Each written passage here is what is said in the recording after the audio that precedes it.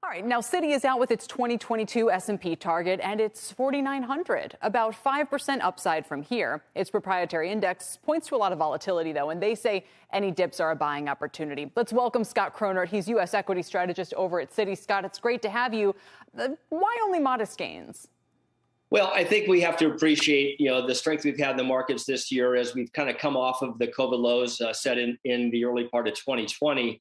And that strength reflects what we are very clear on is a very strong earnings growth component that's driving the action this year.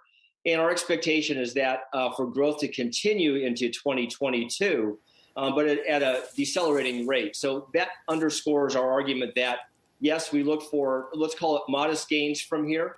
But it's consistent with what we would say still room to go in the economic cycle in this post-COVID circumstance. You think corporate earnings are going to come down how much, how far, number one, and then what will the multiple that will be applied to that be, and will it be lower than it is today?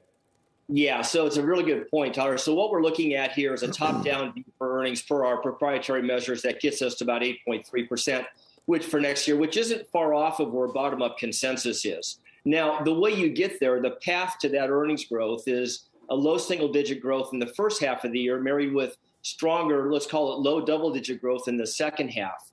The way we're thinking about this is that we should expect that gradually some of the supply chain constraints should lift in the first part of the year, which probably provides an earnings tailwind versus current expectations for stocks. And then we have to expect that there's be some second half give back on those growth expectations that end up leaving us in this, let's call it high single digit earnings growth circumstance. Now, critical here is that, the argument is that we're losing the falling rate valuation tailwind that supported the markets in this post global financial crisis cycle, if you will. Mm-hmm. And so here we expect that, if anything, at least less of a valuation tailwind supporting areas of the market like growth, and potentially a little bit more of a headwind.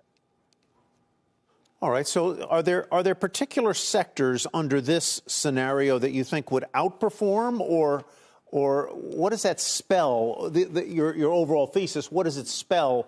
You told me 4,900 on the S&P 500, slower growth, yep, but still positive returns. What does it spell for individual sectors? What would do well under these circumstances?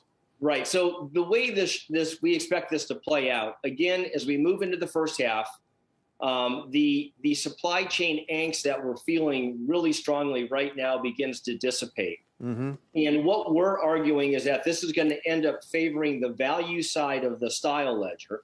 And that's because the economic sensitivity that's typically attributed to value should benefit from the improving sentiment around the relief on the supply chain side. In turn, what that can do is provide more conviction in an extended cycle. So at the margin, your more economic sensitive sectors should benefit. And while growth can certainly play a role in this, mm-hmm, it struggles with a relative earnings growth circumstance versus value. And then it's sort of in the hot spot here in terms of contending with the Fed taper and kind of coming off of the accommodation circumstance from a valuation perspective.